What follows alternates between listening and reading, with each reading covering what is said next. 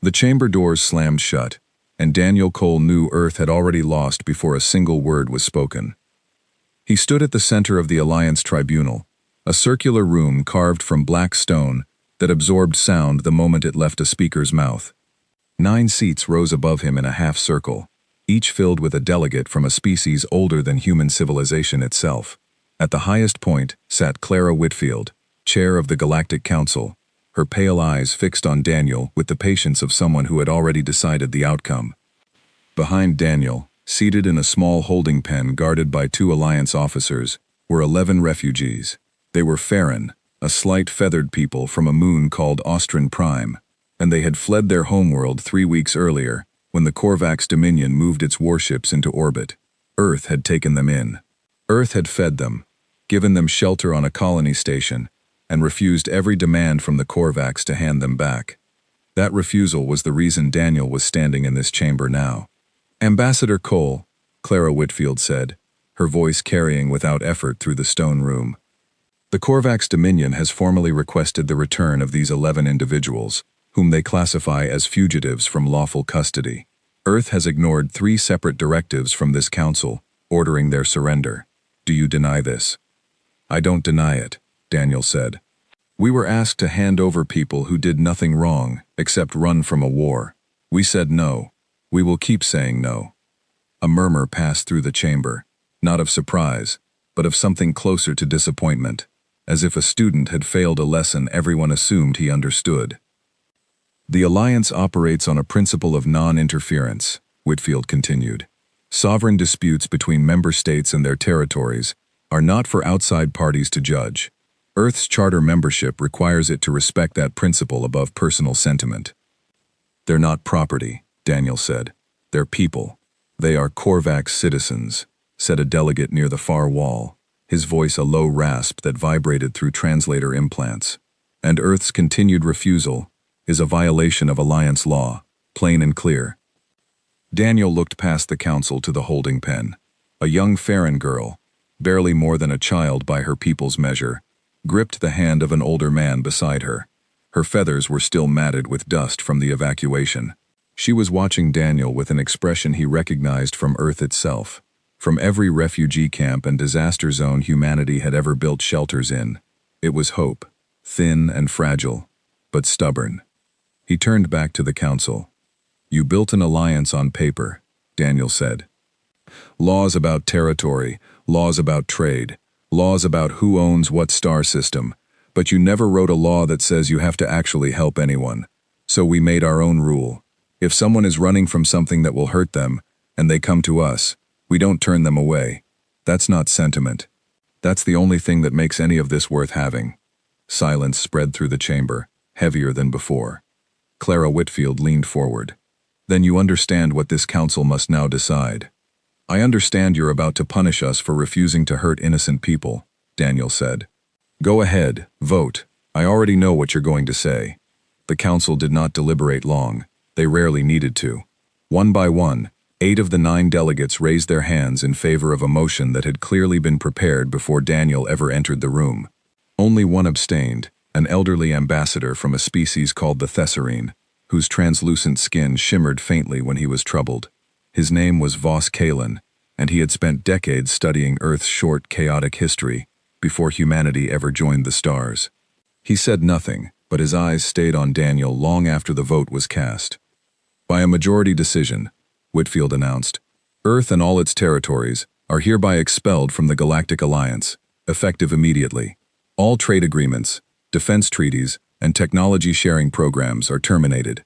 Earth vessels will no longer be permitted access to Alliance jump corridors. Earth colonies will receive no further protection under Alliance law." The words landed like a verdict in a courtroom, because that was exactly what they were. Daniel felt the weight of it settle over him, cold and absolute. Earth had been a probationary member of the Alliance for only 12 years, the youngest species ever granted a seat at the table, and now it had been thrown out for refusing to abandon 11 people who had nowhere else to go. "This council thanks Ambassador Cole for his presentation," Whitfield said, already gathering her notes, already moving on to whatever business came next. "The refugees will be escorted back to Korvax custody within the hour." "No," Daniel said. The chamber went still again. You can throw us out, you can cut off our trade, take away our ships, close every door you ever opened for us, but you don't get to touch them. He nodded toward the holding pen. They're on a human colony. Human law applies there now, since apparently we're not your problem anymore. And human law says we don't hand people back to men with warships. Whitfield studied him for a long moment, something unreadable behind her calm expression. You realize you are making an already difficult situation immeasurably worse for your people. I realize you just told the whole galaxy that Earth doesn't matter, Daniel said, so we don't have anything left to lose by doing the right thing anyway. He turned and walked toward the holding pen himself, past the guards, who exchanged uncertain glances but did not stop him. He knelt in front of the young Farron girl, whose name he had learned that morning was Vesa. You're coming with me, he told her gently. All of you. You're safe. Vesa did not fully understand the language, but she understood the tone, and for the first time since the evacuation, something in her small shoulders relaxed. Behind him, Voss Kalen rose slowly from his seat, the only council member still watching. He said nothing to the chamber, but as Daniel led the refugees toward the exit, the old ambassador's voice reached him, quiet enough that only Daniel could hear it over the murmuring crowd. You have just done something none of us expected, Ambassador Cole. I do not yet know if it will destroy your people or save them, but I suspect the galaxy has not seen the last of Earth. Daniel did not answer. He had a ship to catch, and 11 people counting on him to get them home. 3 days later, the news reached Earth before Daniel's shuttle did. Every screen on the planet, every colony feed, every deep space relay station carried the same message in a dozen translated languages. Earth was no longer a member of the Galactic Alliance. Earth stood alone. In the capital of the newly unified Earth Assembly, President Edward Hartley watched the broadcast in silence, his hands folded on his desk, his advisors arguing around him about trade routes that would soon vanish and colonies that would soon be undefended. He let them argue for exactly as long as it took him to make a decision. Get me Fleet Commander Bennett, he said finally, and get me every colony administrator we have. If the Alliance thinks cutting us loose means cutting us down, they're about to learn something about how this planet handles being told no. Outside his window, across the length of a planet that had spent centuries fighting itself over borders and beliefs, something new was beginning to take shape. It did not look like fear. It looked like the quiet, dangerous calm of a people who had just been given nothing left to lose. Vesa and the other Farron refugees stepped off Daniel's shuttle onto Earth soil that same evening, the first of what would soon become a much longer list of strangers who found shelter on a planet the rest of the galaxy had just decided did not matter anymore. At the edge of the landing field, Fleet Commander Laura Bennett watched the shuttle doors open and the refugees file out, wrapped in borrowed blankets, blinking against the unfamiliar light of a foreign sun. She had spent the last 2 days reviewing defense reports that grew worse with every passing hour. Without Alliance protection, the outer colonies were exposed. Without Alliance trade routes, half of Earth's ships were now stranded on the wrong side of jump corridors that would soon close to them permanently. And somewhere beyond the edge of Earth's charted space, the Korvax Dominion was almost certainly already deciding how to respond to a planet that had just humiliated them in front of the entire council. You could have let them go, Bennett said quietly, falling into step beside Daniel as he crossed the field. 11 people. The council would have found some other reason to push us out eventually. You didn't have to hand them the excuse. They didn't need an excuse, Daniel said. They needed a moment. This was just the moment they picked. Bennett said nothing to that, because she suspected he was right. She had served 11 years in the Alliance's Joint Defense Fleet before Earth's expulsion made that service meaningless overnight. She had watched other member species get pushed to the margins for smaller offenses than this one. The Alliance did not punish rule breakers. It punished anyone who made the rule breakers look justified. What happens now? She asked. Daniel looked out at the refugees being led toward temporary housing by a small crowd of volunteers who had shown up at the landing field without being asked, drawn by nothing more than word spreading through the city that people needed help. It was a small thing. A handful of strangers carrying blankets and offering food to 11 frightened travelers from a world none of them had ever heard of a month earlier. But Daniel had learned enough about his own species over the years to know that small things like this rarely stayed small for long. "Now we find out what kind of planet we actually are," he said, without anyone watching to give us credit for it. Bennett almost smiled at that. Almost. Within a week, the shape of Earth's new reality had become impossible to ignore. Colonial governors across the solar system and its nearest settlements convened an emergency session, patched together through relay signals that grew weaker each day as Alliance infrastructure quietly withdrew its support. Old political divisions that had defined Earth for generations, arguments over resources and borders and ideology, began dissolving with startling speed, not because anyone suddenly agreed on everything, but because there was no longer room for disagreement when survival itself was the only item left on the agenda. President Hartley addressed the planet only once that week, in a broadcast that ran less than 4 minutes.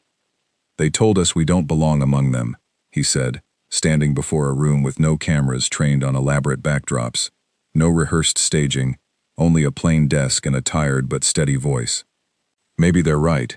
Maybe we never did fit their idea of what a civilization is supposed to look like, but 11 people are sleeping safely tonight because this planet refused to be told who deserves protection and who doesn't.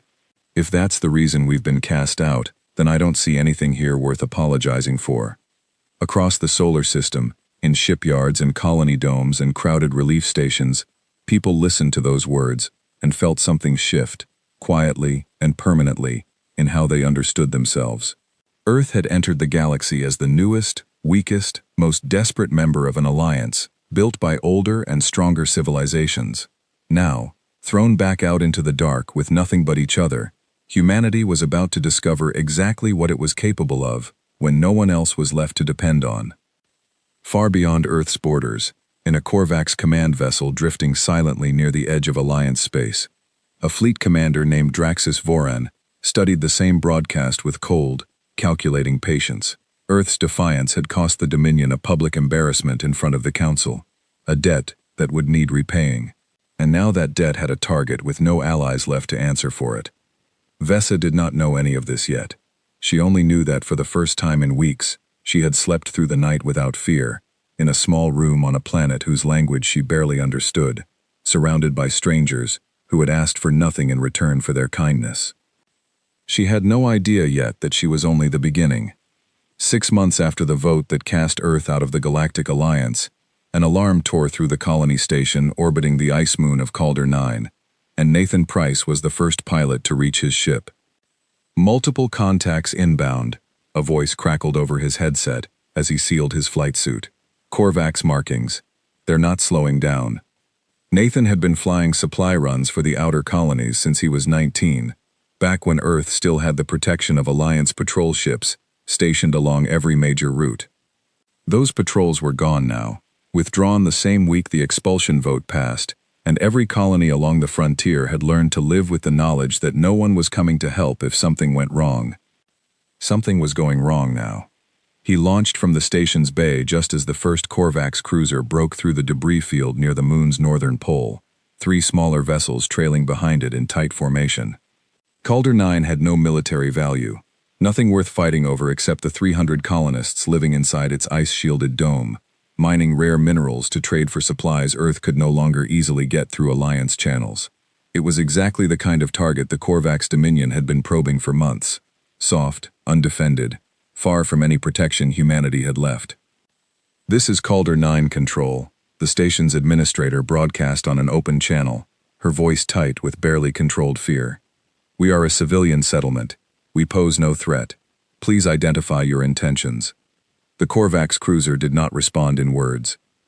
It responded by launching a spread of disabler charges toward the station's main solar array, the kind of strike meant to cripple, not to destroy outright, the opening move of a fleet that intended to take the colony intact rather than reduce it to debris. Nathan's ship was small, built for cargo runs, not combat, but it was fast, and it was the only thing standing between the incoming charges and 300 people with nowhere else to go. He pushed the throttle past every safety limit the manufacturer had ever built in and cut across the charge's flight path, close enough that 2 of them detonated against his outer hull shielding instead of the station's array. The impact rattled through his ship hard enough to crack the display in front of him, alarms shrieking about hull integrity and fuel line damage, but the station held. "Nathan, get out of there." Bennett's voice broke through the chaos, patched in from the fleet command relay several systems away. "You cannot hold a cruiser and 3 escorts alone." "Then send someone who can," Nathan said, already pulling his ship into another hard turn, as a second wave of fire lit up the black around him. It took 11 minutes for the first response ships to arrive, a mismatched collection of retrofitted cargo haulers and repurposed mining vessels that made up the entirety of what Earth could still call a defense fleet along that stretch of frontier space. It was not much. It was enough to make the Korvax commander reconsider the cost of taking an undefended colony that had, against every expectation, turned out to have teeth after all.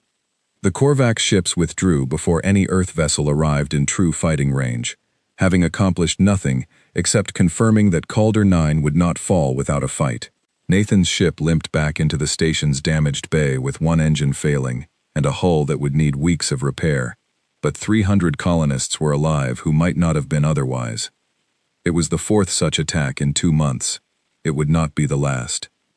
Across the width of human territory, similar stories were unfolding with grim regularity. Colonies once protected by Alliance patrol routes now had to defend themselves with whatever they could scrape together. Freighters retrofitted with old weapon systems, mining lasers repurposed for combat, volunteer pilots with more courage than training. Resources grew tighter every month.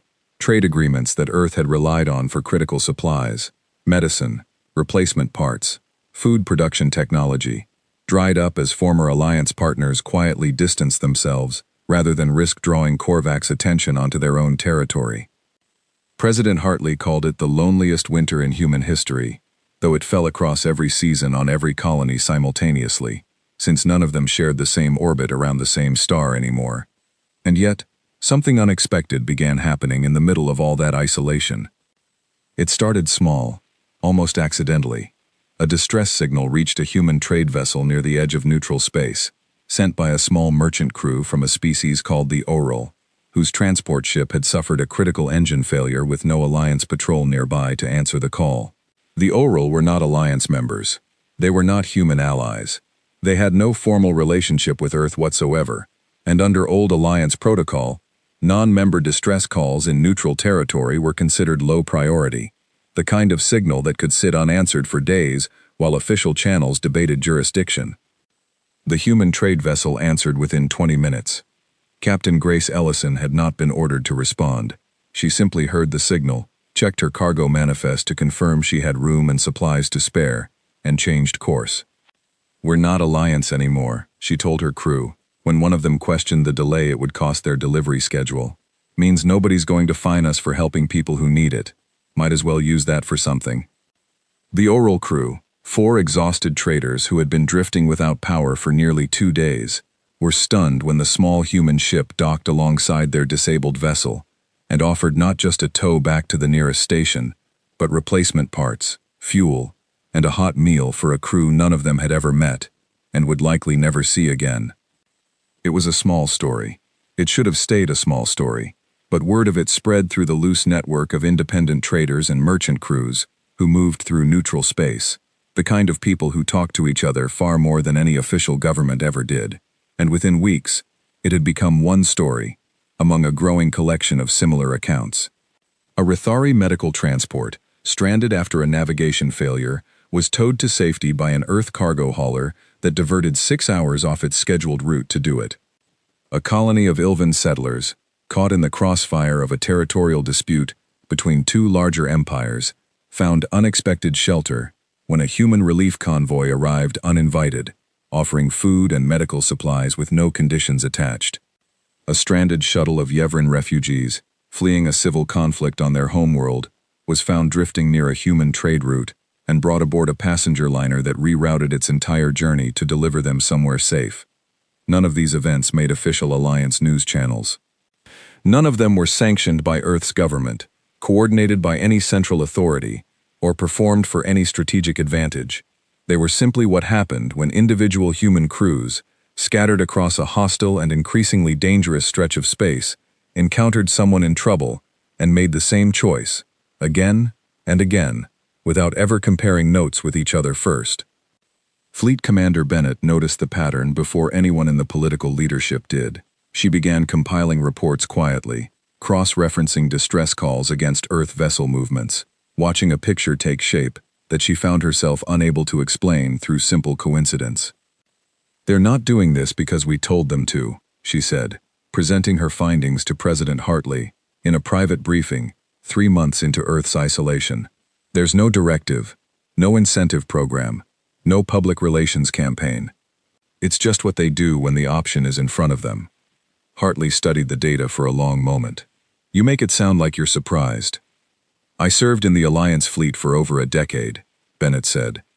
"I watched a dozen different species debate for weeks over whether a distress call from an unaligned civilization was worth the fuel cost to answer. I have never seen behavior like this.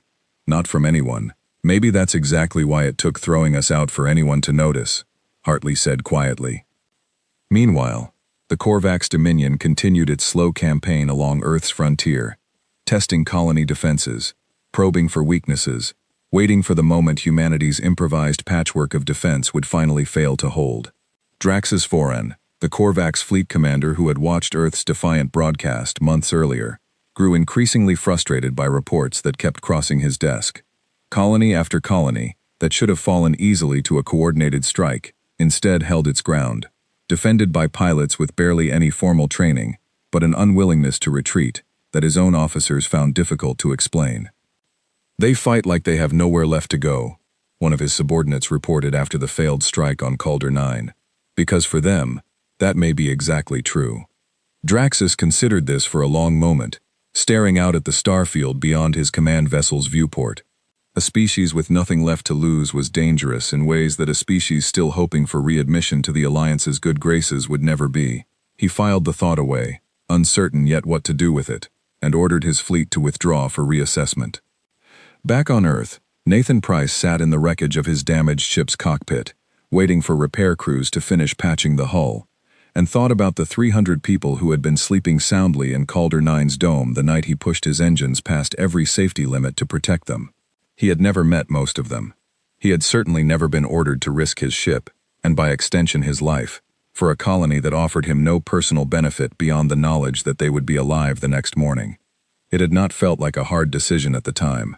It still didn't, even now, replaying it in his mind.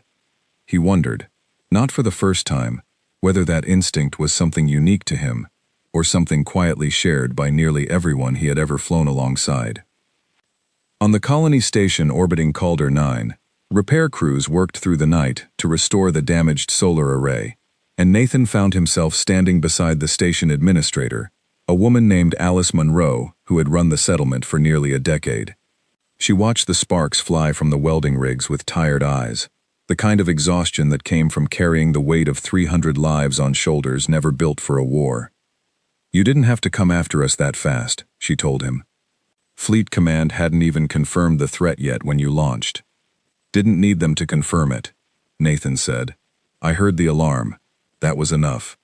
Alice studied him for a moment, the same way Bennett had studied the growing pile of unexplained rescue reports crossing her desk. "You know, before all this, I used to think the Alliance kept us safe. Now I think maybe all they ever did was keep us waiting." Nathan didn't have an answer for that. He simply nodded and went back to helping the repair crew, because there was still work to do, and no one else was going to do it for them. The pattern Bennett had identified continued to grow, not through any coordinated campaign, but through the accumulation of 1,000 small decisions made independently across every corner of human territory. A retired Earth engineer living on a remote mining outpost spent his own savings rebuilding a life support system for a stranded alien research team he had never met. A group of Earth teenagers on a school trip to a neutral trade station helped carry supplies for an elderly Thesserine merchant whose cargo lift had broken down, refusing payment when he tried to offer it. A single mother working as a dockhand on an orbital platform gave up her cabin for 3 nights, so a family of displaced Yevran refugees would have somewhere warm to sleep while their transport was repaired. None of it was extraordinary on its own. All of it, taken together, painted a picture that was becoming impossible to ignore, even for those who had spent their whole careers believing humanity was simply too young and too disorganized to matter much on the galactic stage. Word of these small acts eventually reached even the isolated merchant networks that operated along the fringes of Alliance space, traders and smugglers who owed loyalty to no government and cared little for politics, but who talked, endlessly, about anything that made for a good story passed between ports. And the story spreading through those networks now was a simple one. If your ship went down anywhere near human territory, and no one else was coming, the humans probably would. It reached the ears of species who had never had reason to think about Earth at all. It reached merchants from the outer trade rings, scouts from smaller unaligned worlds, even low-ranking officials within rival empires, who filed the information away out of habit, rather than any immediate use for it. And it reached, eventually, the desk of an aging Thesserine ambassador, who had never quite stopped watching the small, stubborn planet he had defended with silence in a stone chamber 6 months earlier.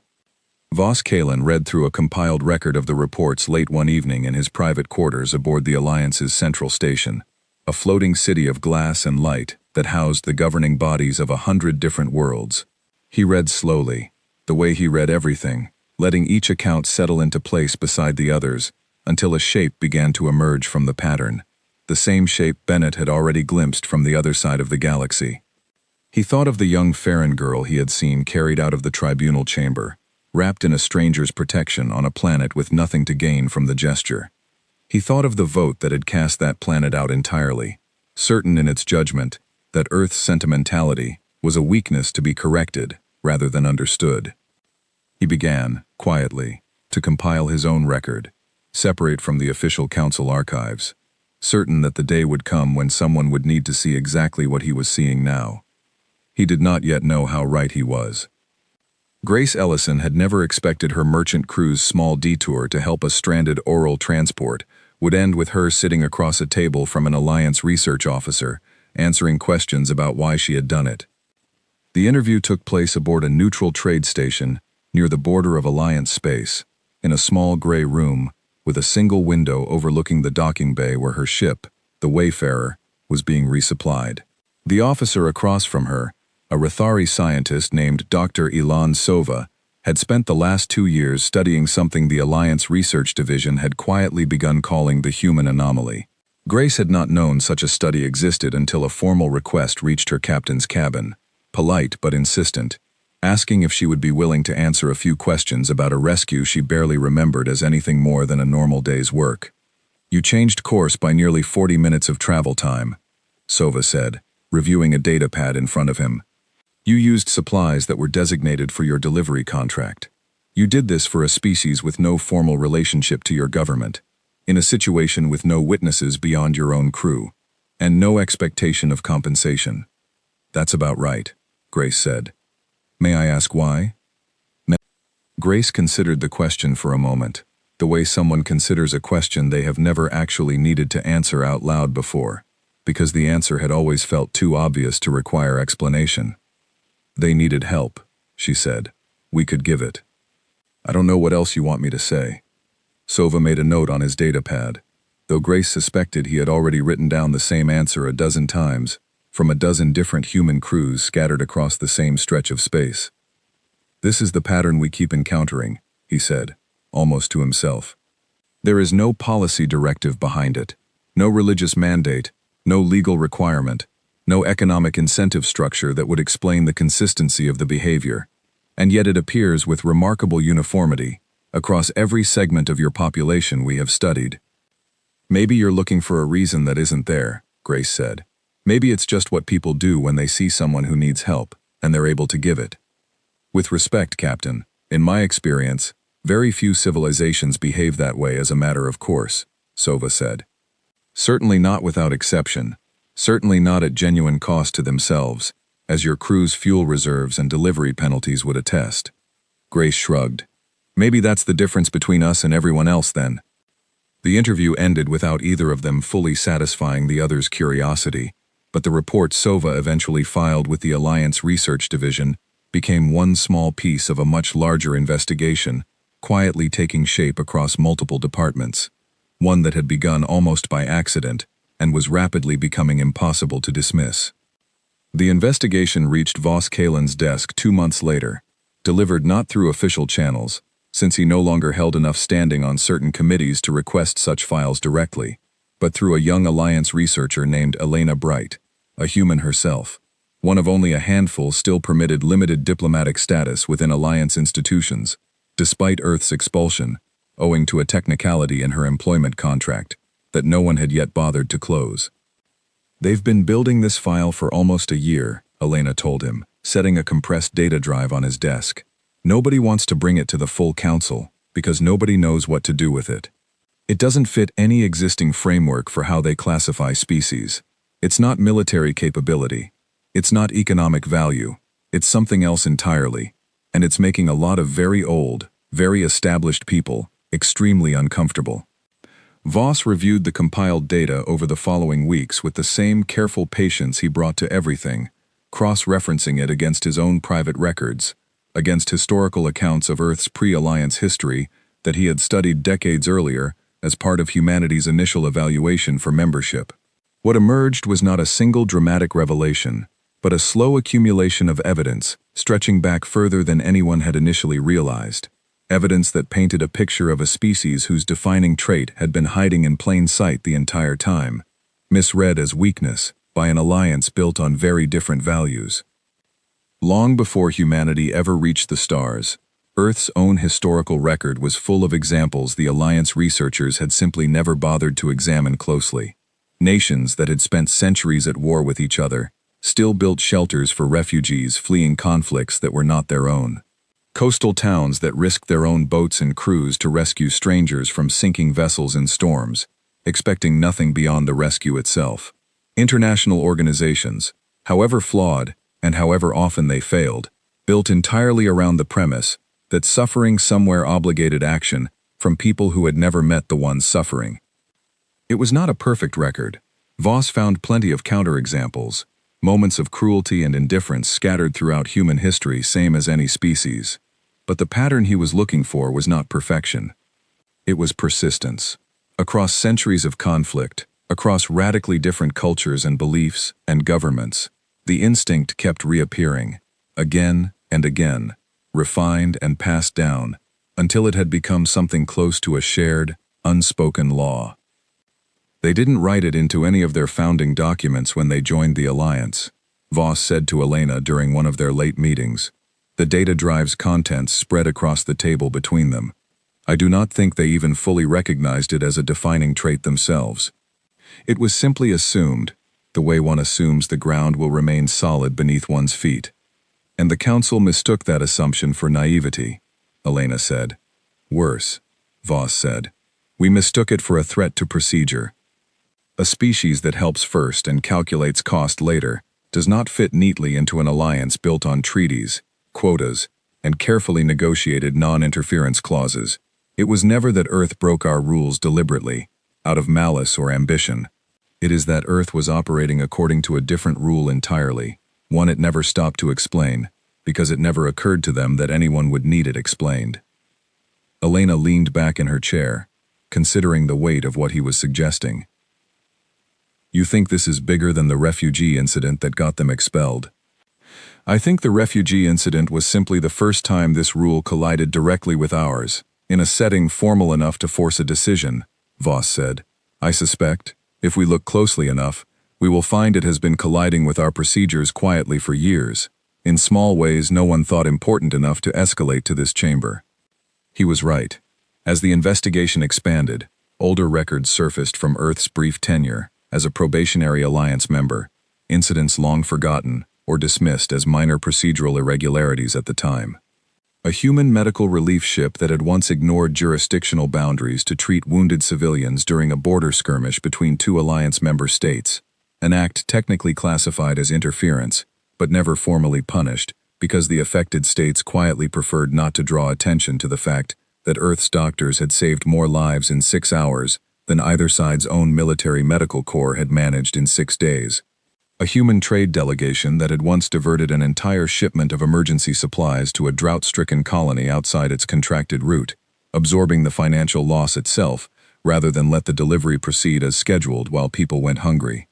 Dozens of similar incidents, each filed away individually as anomalies, none of them previously connected into the larger pattern that was only now becoming visible. Meanwhile, far from the quiet halls of Alliance research divisions, the practical consequences of that same instinct were reshaping Earth's fragile standing in the wider galaxy in ways no formal diplomacy could have accomplished nearly as effectively. A small trading consortium representing several unaligned worlds near the edge of Alliance territory began quietly redirecting business toward Earth colonies, not because human goods were cheaper or better, though often they were simply adequate, but because word had spread that human traders could be trusted to honor agreements, even when circumstances made it inconvenient for them to do so. A merchant fleet from a modest, non-alliance civilization called the Doresh began coordinating informal defense patrols alongside Earth's stretched frontier forces, an unofficial arrangement built entirely on the goodwill Earth crews had earned through months of unprompted assistance to Doresh vessels in distress. None of these developments were the product of Earth diplomacy in any traditional sense. President Hartley's government had not orchestrated a single one of them. They emerged organically, the accumulated result of thousands of individual choices made by ordinary people who had simply continued behaving the way they always had, without any expectation that doing so would eventually reshape their planet's position in galactic affairs. Fleet Commander Bennett noticed the shift most clearly in the composition of ships now moving through human-controlled space. Where 6 months earlier, Earth's frontier had felt desperately alone, isolated and vulnerable, it now carried a strange new energy.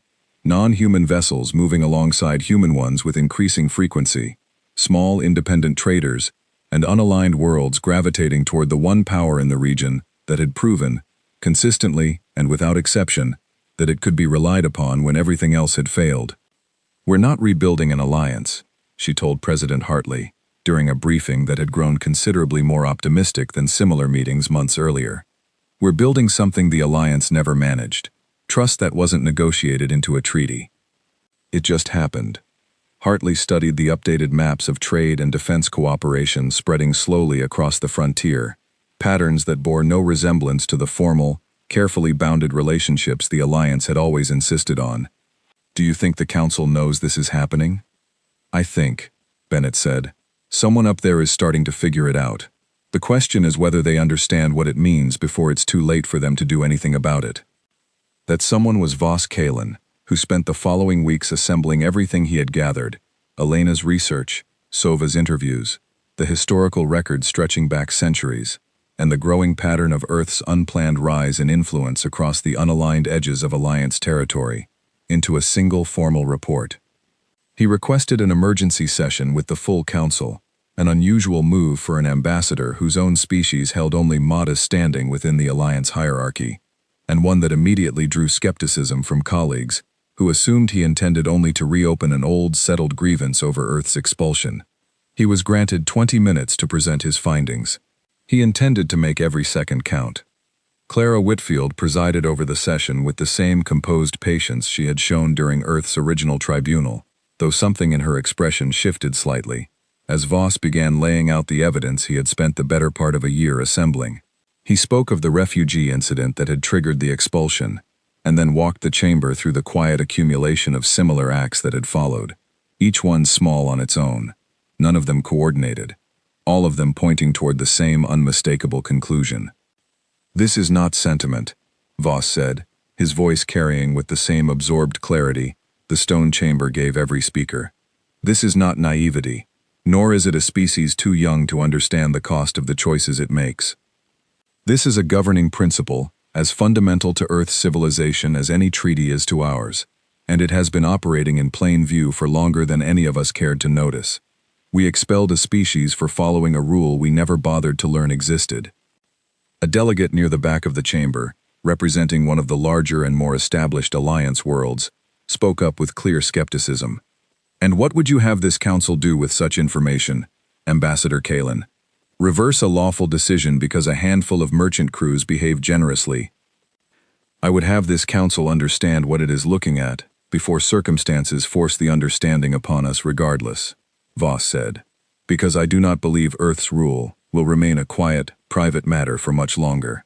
I believe we are approaching a moment where this council's own principle of non-interference and Earth's principle of unconditional protection will collide directly, in full view of every species watching this alliance's conduct. And when that happens, I do not believe we will be the ones who come out of it looking wise. Whitfield studied him for a long moment. The same unreadable expression she had worn during Earth's original tribunal, now tinged with something closer to genuine uncertainty. You believe such a moment is coming. I believe it is already on its way, Voss said. I simply do not yet know where. While the council debated the meaning of Voss Kalen's report behind closed doors, Grace Ellison's ship, the Wayfarer, docked at a modest trade station, on the edge of neutral space, to resupply before its next scheduled run.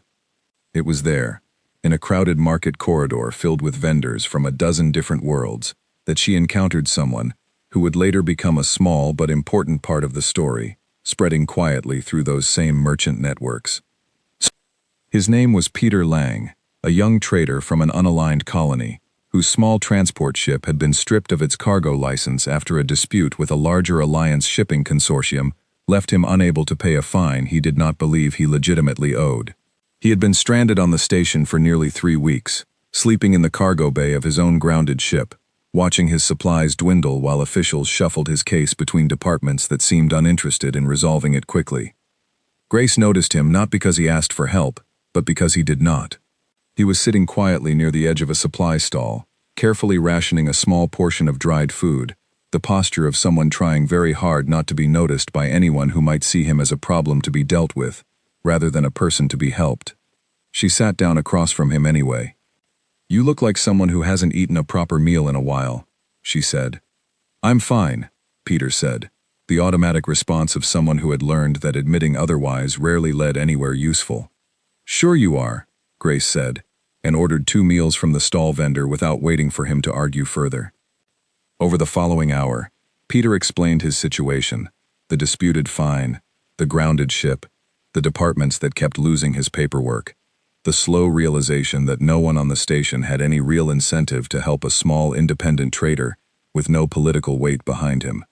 Grace listened without interrupting, and when he finished, she did something that surprised him more than the meal had. She offered to help him fight the fine.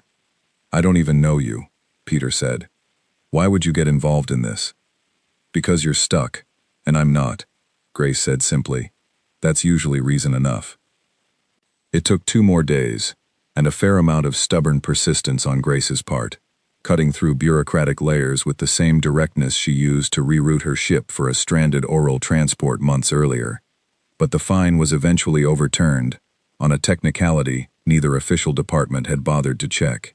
Peter's ship was released, his cargo license restored, and he found himself, for the first time in weeks, with a functioning vessel and a clear path forward. I don't know how to repay this, he told Grace, as she prepared to depart. You don't, she said. That's not really how it works. Just do the same thing for someone else eventually, if you ever get the chance. It was a small exchange, unremarkable by the standards of galactic politics, invisible to any formal record the Alliance would ever compile. But Peter Lang told the story to every trader he met for months afterward, and traders talked, and stories moved through neutral space faster than any official Alliance bulletin ever could. By the time the tale reached its 20th retelling among merchant crews scattered across a dozen different trade routes, it had become simply one more thread in an increasingly familiar pattern, another small confirmation of what independent operators throughout the region had already begun to believe about the humans who had been cast out of the Alliance, for reasons most of them found increasingly difficult to understand. Back within the Alliance's central chamber, the closed session following Voss Kalen's presentation stretched across 3 full days, longer than any council debate in recent memory. Delegates argued over the implications of his findings, from every conceivable angle. Some dismissed the pattern as coincidence, insisting that any sufficiently large population would produce isolated acts of generosity that meant nothing about the species as a whole. Others, more troubled by the accumulated weight of evidence, quietly began raising a more uncomfortable question, one that had nothing to do with Earth at all. If a young, technologically unremarkable species could inspire this level of trust and goodwill across the unaligned edges of the galaxy simply by consistently helping anyone who needed it, what did that say about an alliance that had spent centuries building elaborate legal frameworks, explicitly designed to justify not helping unless doing so served a calculated interest. Clara Whitfield, more than anyone else in the chamber, understood the danger buried inside that question. The Alliance's authority did not rest solely on military strength or economic dominance, though it possessed considerable amounts of both. It rested, in large part, on the widespread belief among smaller, unaligned worlds that joining the Alliance offered protection and stability unavailable anywhere else in the galaxy.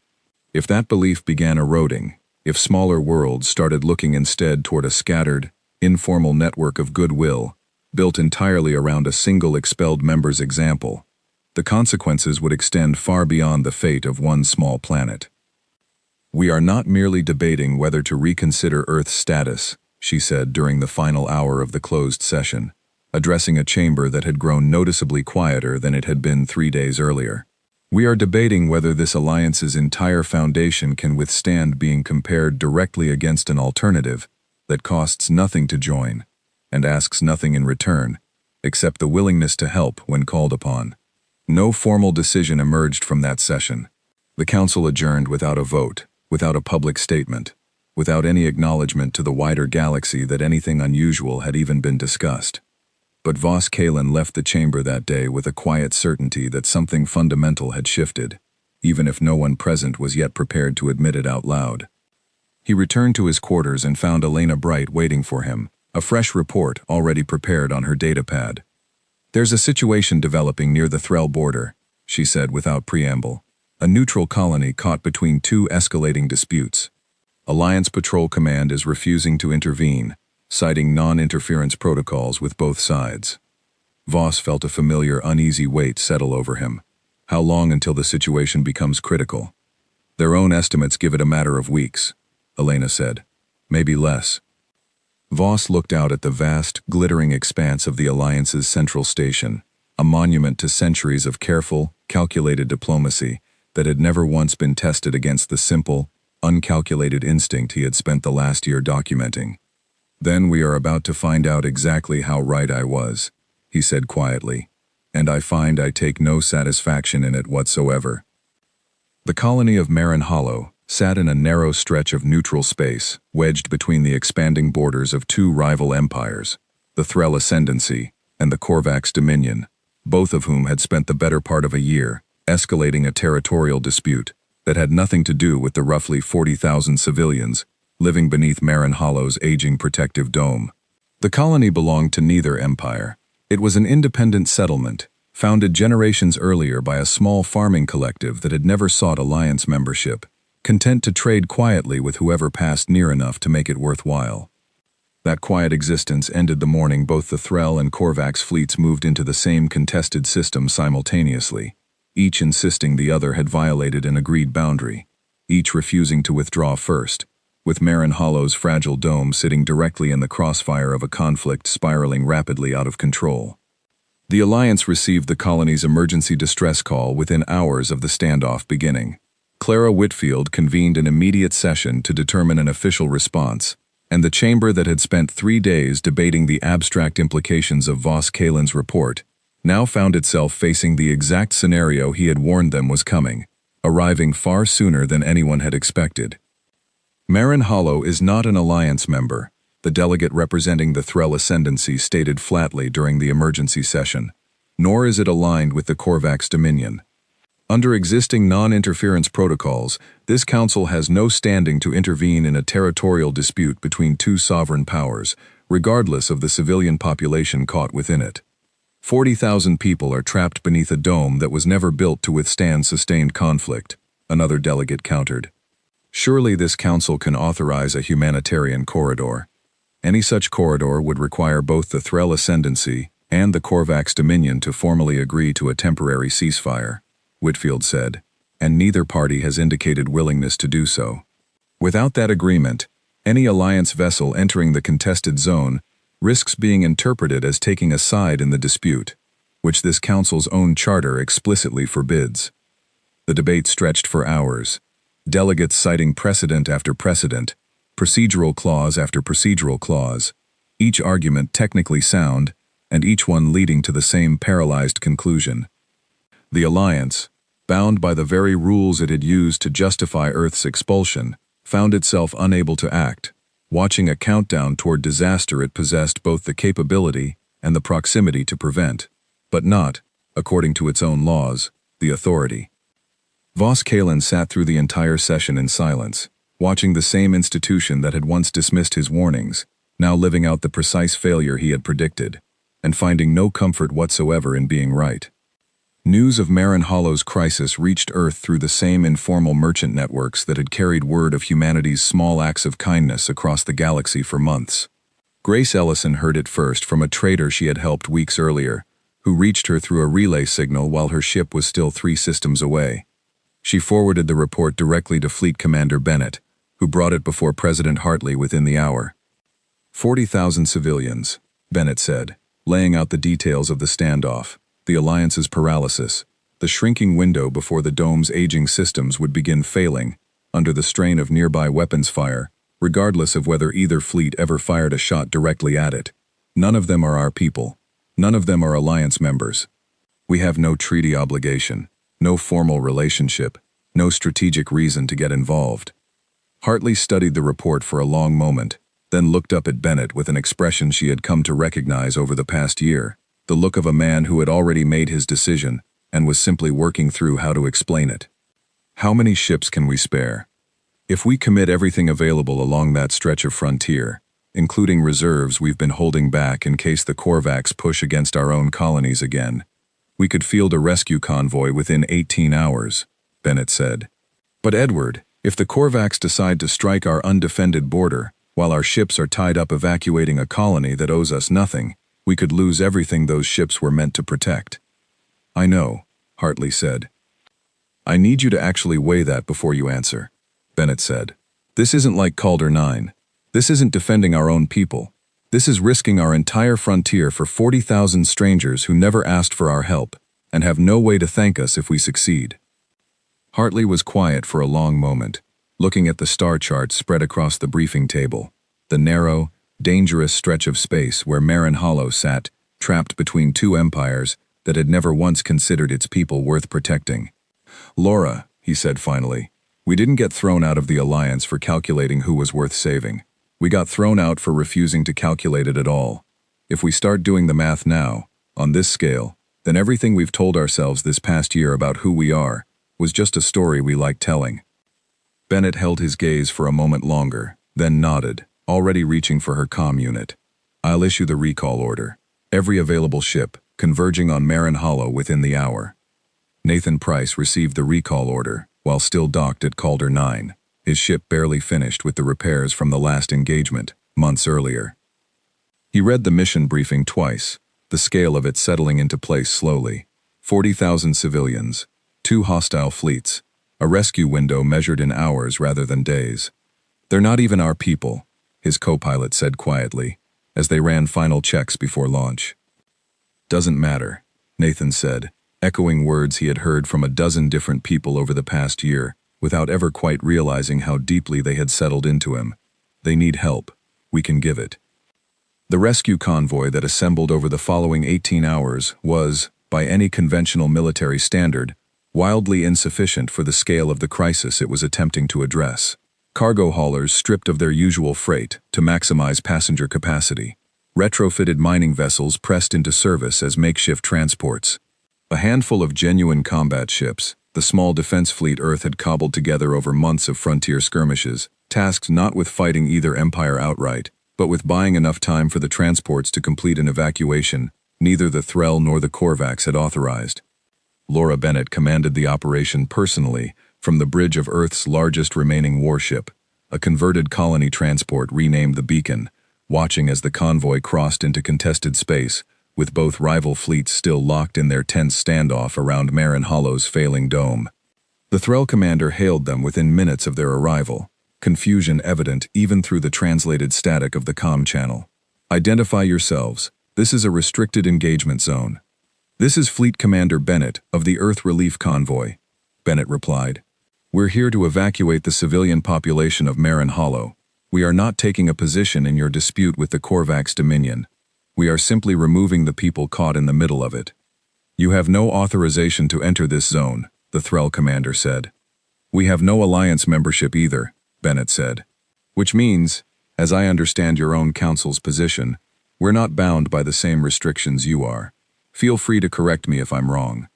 There was a long pause on the channel, the kind of silence that came from an officer suddenly realizing he had no clear procedural framework for the situation unfolding in front of him.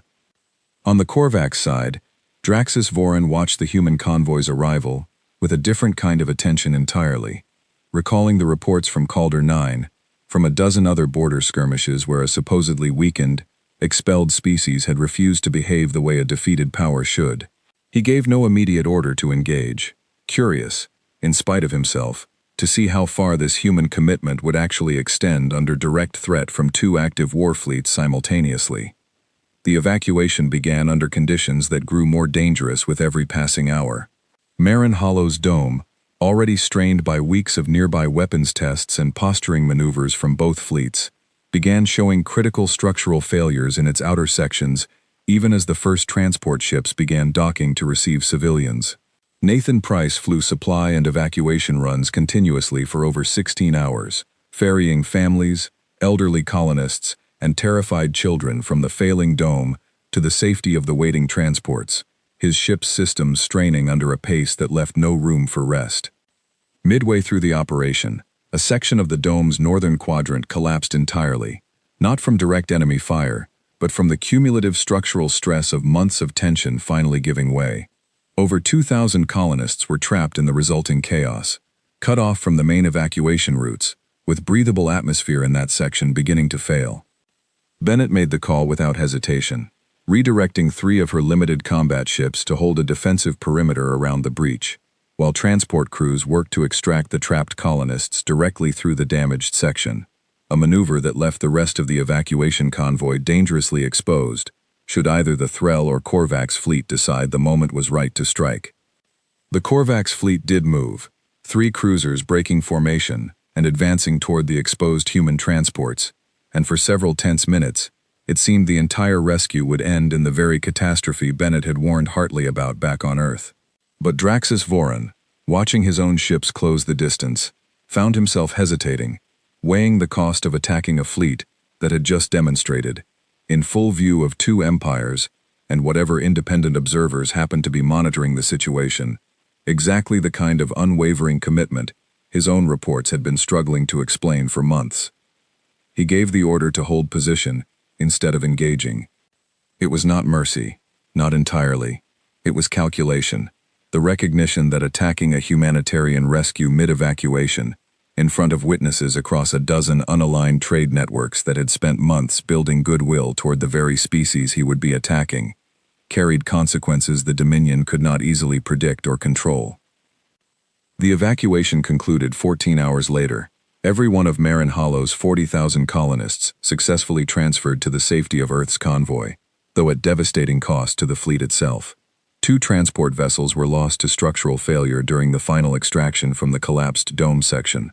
Nathan's ship suffered damage severe enough that it would never fly again, though he and his co-pilot escaped with their lives. 23 Earth crew members did not survive the operation, names that would be read aloud in a memorial ceremony back on Earth weeks later. Ordinary people who had given everything for strangers they would never have the chance to meet.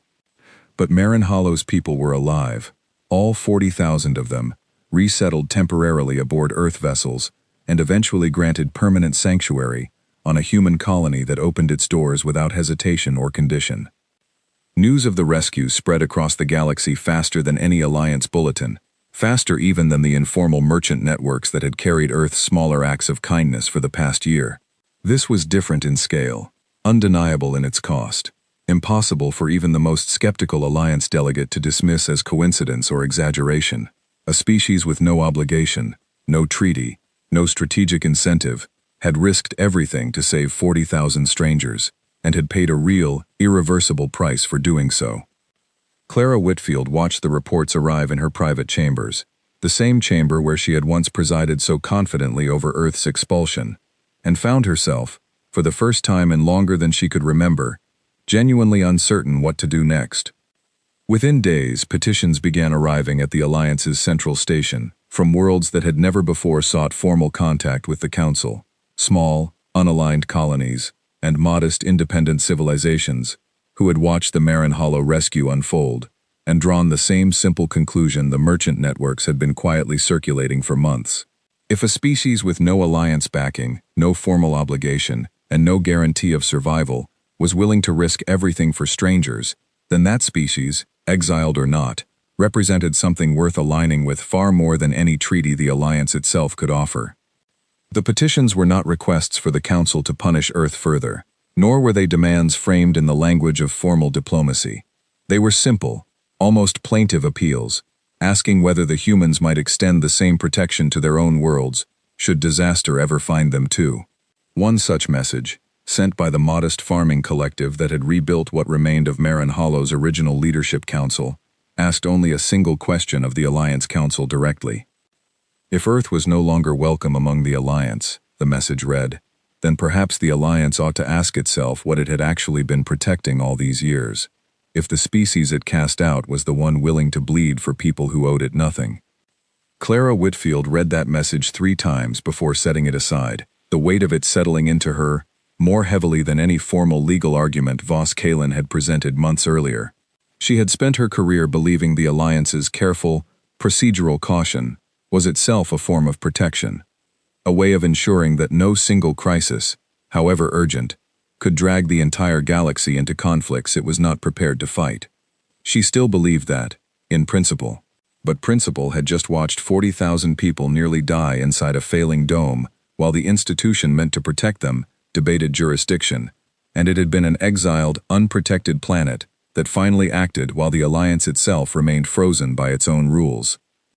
She called an emergency session for the following week, the 3rd such session in less than a year, concerning a single small, troublesome planet that refused to fit neatly into any category the Alliance had ever built for its members. This time, she suspected, the outcome would be very different from the last 2. The chamber that had once condemned Daniel Cole with barely a moment's deliberation now sat in a silence far heavier than any argument could have produced. Clara Whitfield stood at the center of the circular room, the same black stone walls absorbing her voice, as she addressed a council that had spent the past week reviewing everything Vos Kalen had compiled over the previous year, alongside the undeniable weight of what had happened at Marin Hollow. "We convene this session," she said, "not to debate whether Earth broke Alliance law when it refused to surrender the Farron refugees more than a year ago. That question has already been settled. We convene instead to ask a harder question, whether the law we enforced that day was ever worth enforcing at all." Daniel Cole sat in the same section of the chamber where he had once stood as a condemned diplomat, invited back this time not to defend Earth against accusations, but to answer questions about a rescue that had already spoken for itself far more eloquently than he ever could. Beside him sat Fleet Commander Bennett, her uniform still bearing the marks of the campaign at Marin Hollow, and behind them both, quietly observing from a guest gallery, rarely used for anything but ceremonial occasions, sat Grace Ellison, Nathan Price, and a small delegation of colonists from Marin Hollow itself, invited by Vos Kalen, specifically so the Council would have to look at the faces of the people Earth had saved, while deciding what to do about the planet that saved them. The delegate representing the Threll Ascendancy, whose fleet had stood down, rather than escalate against Earth's exposed rescue convoy, rose first to speak. "My government has filed no formal complaint regarding Earth's unauthorized entry into contested space during the evacuation," he said. "I will say plainly what my government has chosen not to put in writing. We watched a species with no obligation and no protection risk annihilation for people who were not theirs to save. Whatever this council decides about Earth's formal status, I do not believe the galaxy will soon forget what it witnessed."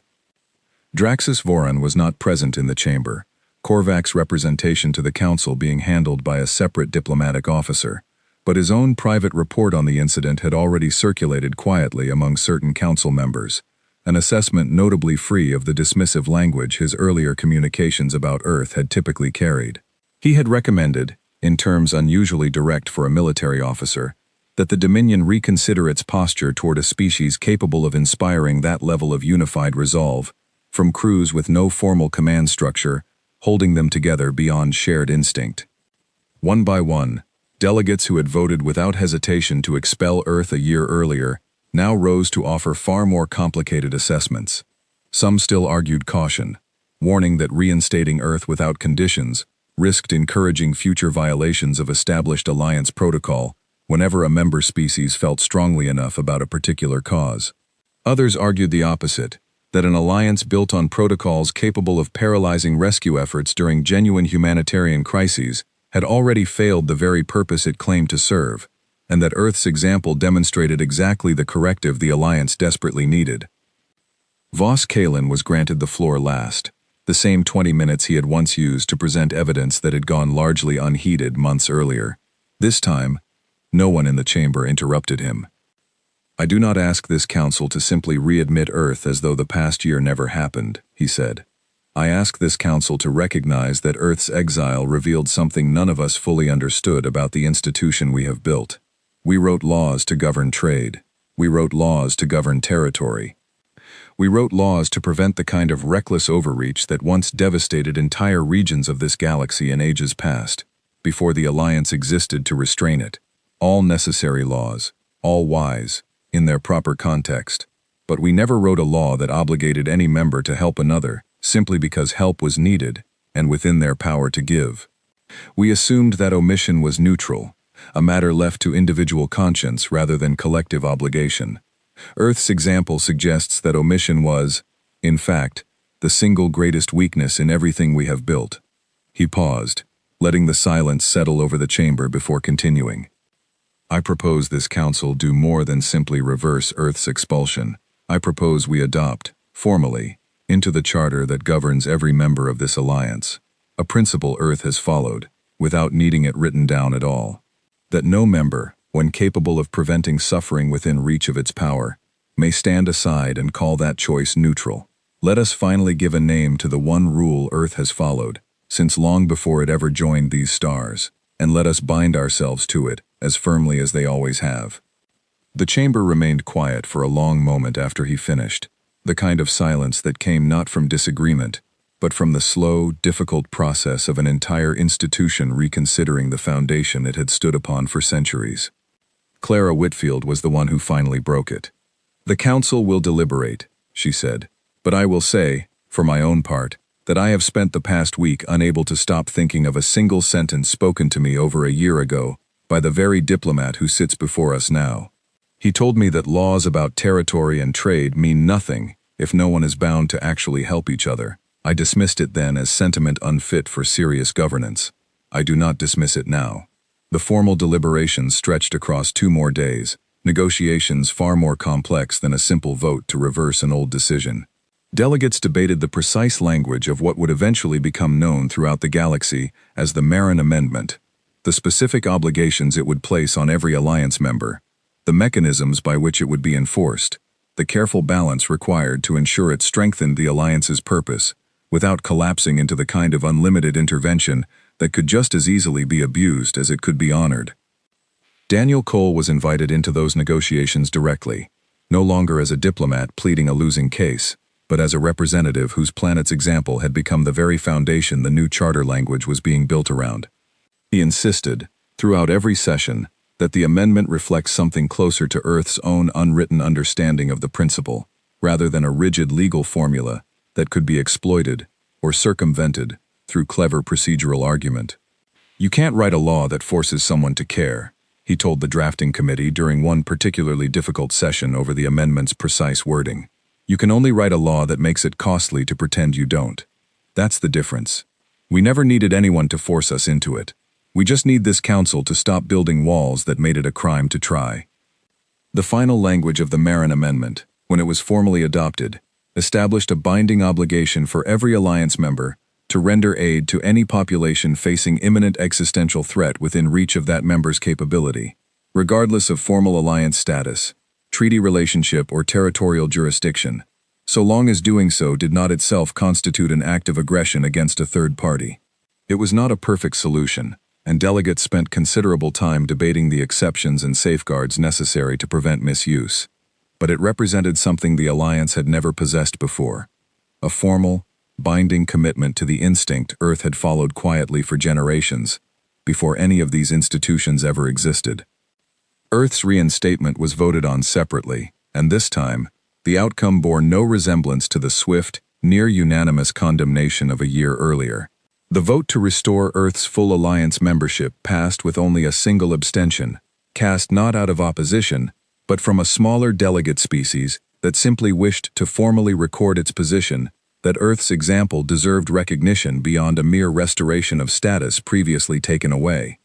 Clara Whitfield delivered the formal announcement herself, standing once more at the center of the same chamber where she had once read out Earth's expulsion with cold, procedural certainty. By decision of this council, she said, Earth's membership within the Galactic Alliance is hereby restored, effective immediately, and its position within this body is elevated to founding signatory status of the newly ratified Marin Amendment, in recognition of the principle its people demonstrated long before this council found the wisdom to require it of others. The chamber, for the first time in longer than Daniel could remember attending any Alliance session, erupted into something that was not quite applause, not among a body of species whose customs varied too widely for any single gesture to carry universal meaning, but a chorus of acknowledgement nonetheless, translated murmurs of approval, rippling across a room that had once watched Earth walked out in disgrace.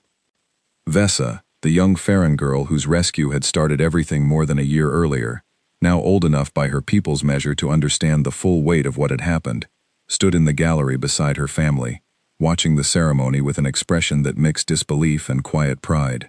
She had grown up in the months since arriving on Earth, learned the language, made friends among human children who had never once treated her as anything other than one of their own.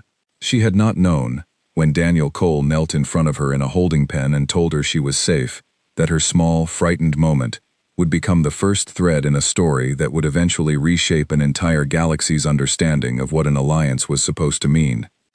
Outside the central station, in the vast open space where flags and banners representing every alliance member drifted in slow orbital procession, a new marker was added to the collection, Earth's flag rising alongside the others, not at the margins where a probationary member's symbol had once hung, but near the center, among the founding signatories of a charter amendment that would bind every future member to a standard humanity had simply lived by all along. Voss Kalen watched the ceremony from the same gallery where Vesa stood, the old ambassador who had spent decades studying a small, chaotic, stubborn species long before anyone else on the council thought them worth serious attention. He thought back to the quiet warning he had offered Daniel Cole in a nearly empty chamber over a year earlier, a warning given with no real certainty it would ever prove true. "I told you the galaxy had not seen the last of Earth," he said, finding Daniel afterward in the crowded reception that followed the ceremony. "You did," Daniel said. "I wasn't sure I believed you at the time." "Neither was I, if I am entirely honest," Voss said, a rare note of something like amusement in his voice. "I simply understood that a species capable of choosing kindness, with nothing to gain from it, was either the most foolish civilization I had ever encountered, or the wisest one this alliance had yet failed to recognize. I am relieved to say it was the latter." Daniel looked out across the reception hall, filled now with delegates from dozens of species, many of them approaching human representatives throughout the evening, not with the cautious formality reserved for a probationary member being carefully evaluated, but with the open curiosity of civilizations eager to understand a planet whose example had just reshaped the fundamental charter governing their entire alliance. Fleet Commander Bennett found him near the edge of the hall, some time later, both of them quietly watching the celebration unfold around people who, a year earlier, would have called Earth's exile a foregone conclusion and moved on without a second thought. "You realize this doesn't end here," she said. "New charter, new obligations, new expectations from every corner of this alliance, now that we've set the standard. It's going to be harder, not easier, being who we are, with everyone finally watching." "It was never supposed to be easy," Daniel said. "That's kind of the whole point." Somewhere beyond the reception hall's wide viewing windows, the star field stretched out toward every corner of a galaxy that had spent centuries building careful, calculated systems of protection and exclusion, procedures and protocols meant to ensure order among civilizations too different and too distant to ever fully trust one another. Into that careful, guarded system, One small, disorganized, endlessly stubborn planet had introduced a rule no treaty had ever written, and no empire had ever managed to ignore. Help who you can. Ask nothing in return. Let that be enough. It had been enough, in the end, to change everything. Vesa stood at the window beside her family, looking out at the same stars Vos Kalen once studied for decades, trying to understand a species he had never quite been able to categorize. And for the first time since fleeing her homeworld as a frightened child clutching a stranger's hand in an unfamiliar tribunal chamber, she understood exactly what she was looking at. Not a galaxy that had finally decided Earth was worth saving. A galaxy that Earth, quietly and without ever asking for credit, had already been saving all along. In the weeks that followed the ceremony, Earth's return to the Alliance brought changes no one had fully anticipated, some welcome, others carrying burdens the planet would spend years learning to carry properly. Trade routes reopened, and with them came renewed access to technology and resources Earth had gone without during its long isolation.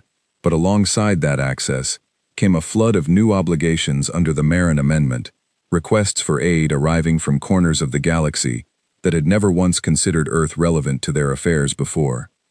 President Hartley addressed the planet again in a broadcast far longer than the brief 4-minute message he had delivered during the darkest days of the exile, though the tone carried the same plain honesty that had defined every address he gave throughout the crisis. "We didn't do any of this to earn a seat back at that table," he said. "We did it because it was who we already were, long before anyone in that chamber ever noticed us worth watching. Now the whole galaxy is watching, and I won't pretend that doesn't come with its own weight. Every colony we help, every crew that answers a distress call, every choice we make from here forward is going to be measured against a standard we set for ourselves without ever meaning to set an example at all. I think we can carry that weight. I think we've already proven we can. But I want every person on this planet to understand what we're carrying now, because it isn't going to get lighter just because the vote finally went our way."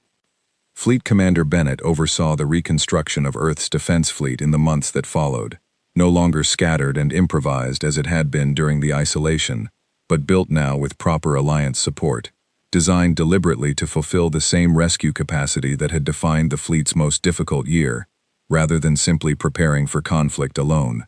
Nathan Price, recovering from the loss of his ship at Marin Hollow, was offered a position training a new generation of pilots specifically for humanitarian response missions, an offer he accepted without hesitation, teaching young crews the same instinct that had once sent him alone against a Korvax cruiser to protect 300 strangers on an ice moon most of them had never heard of. Grace Ellison returned to independent trading, though her ship, the Wayfarer, became something of a quiet legend among the merchant networks that had once carried whispered stories of her small kindnesses across a dozen trade routes. Peter Lang, the young trader whose grounded ship she had once helped free from an unjust fine, eventually became her permanent business partner, running supply routes together that prioritized exactly the kind of unaligned, overlooked colonies the wider alliance had always been too slow to notice. Vos Kalen remained on the council for several more years, continuing the work that had once made him an outlier among his colleagues, though he now found himself consulted regularly, rather than politely dismissed, his private records on Earth's history becoming, eventually, part of the official archive taught to new Alliance diplomats, studying the origins of the Marin Amendment.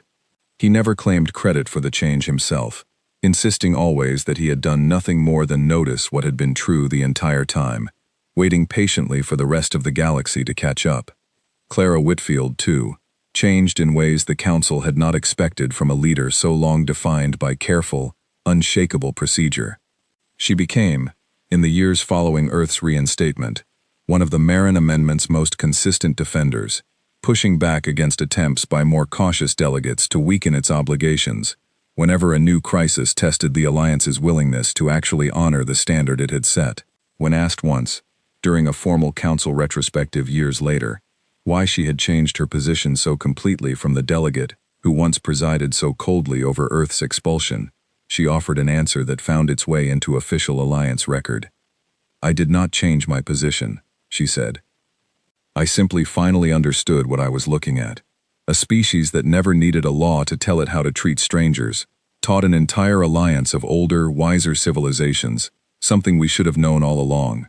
Sometimes, the newest voice in the room is the one that finally says the thing everyone else forgot to ask.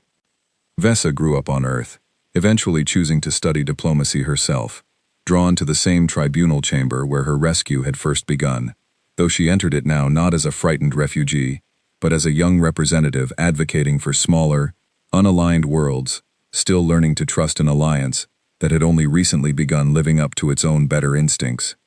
She often told her own story to newer generations of diplomats, human and otherwise, not as a tale of tragedy, but as the quiet beginning of something far larger than anyone in that room had understood at the time. Marin Hollow's colonists rebuilt their settlement eventually, this time under a shared protection agreement between the Threll Ascendancy and the Korvax Dominion, an uneasy but lasting peace brokered directly as a result of the crisis that had once nearly destroyed them, and every year on the anniversary of their rescue, representatives from the colony traveled to Earth to mark the occasion, alongside the families of the 23 crew members who had not survived the evacuation, a tradition that continued for generations, binding two worlds together through nothing more than an act neither side had ever formally negotiated. And across the wider galaxy, in trade stations and merchant docks and colony settlements far removed from any council chamber, the story of the small, stubborn planet once cast out for refusing to abandon 11 frightened refugees continued to spread, retold and reshaped with each telling, but always circling back to the same simple truth at its center. Earth had never set out to change the galaxy. It had only ever tried to help whoever needed it. One person, one ship, one desperate distress call at a time, following a rule no empire had ever written down because none of them had ever thought to write it down themselves. In the end, that was the only rule that mattered.